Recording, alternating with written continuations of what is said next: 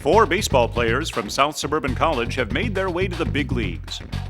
The second player from SSC to get drafted and make a name for himself in the majors is pitcher Tim Byrdak. At the time of this interview, Byrdak was still playing with the Detroit Tigers. You know, SSC gave me a chance that I wasn't ready coming out of high school to go to a four-year school. And I just needed the time to still be around my family and my friends. And like I said, it gave me a chance to get some schooling underneath my belt and to kind of mature a little bit more as an individual. Besides our 2006 team, and I know in 1991, we went to the World Series.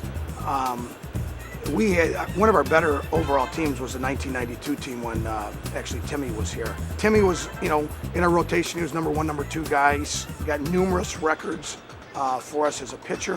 Strikeouts for a year, I believe, and actually in one game, I believe he struck out 18 out of 21 guys. And when you look at him physically wise, he's not a big, strong kid. He's about 160 pounds, but he was a great competitor. His best pitch, obviously, was his breaking pitch. He could throw a curveball over at any count.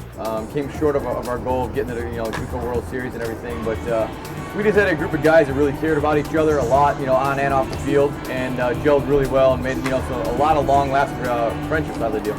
The camaraderie and the friendships that I developed through those 2 years there and watching guys filter in and out, because it's such a hard place to kind of coach at, because you don't get a chance to have guys for 3-4 years. It's a constant turnaround year after year. You're getting new guys. When Timmy was drafted by the Kansas City Royals and he made it up to the big leagues, and then he went to the Royals, he needed Tommy John surgery.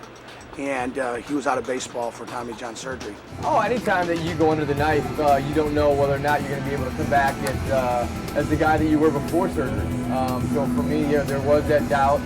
He was actually working at Target, supporting the family with his wife Heather and 3 of their children at the time. It was a situation where, like I said, I was working overnight at Target to kind of survive, working a couple of odd and end jobs here. My father does insulation, I was working for him. He came actually back and he did a pitching camp for us, and he let us keep, the money that was brought in from it. And he's a great teacher with kids. Again, you have to be mentally tough and physically and all the stuff that he took off from the game, because it was easy when you have 3 kids and you got a wife at home. It's easy to say, you know what, okay, my time is gone, I'm done, I'm going to stay at home now, and that's not what he did. He must have found something that he still had it. After a 5-year hiatus, Byrdak got another shot at the majors in 2005 with the Baltimore Orioles and has been in the game ever since. My words of wisdom would just be to take care of yourself and to go out there, and every time you get a chance to get on the field, to give it 110%. Never quit, never give up, because if you have that passion, you just never want to walk away.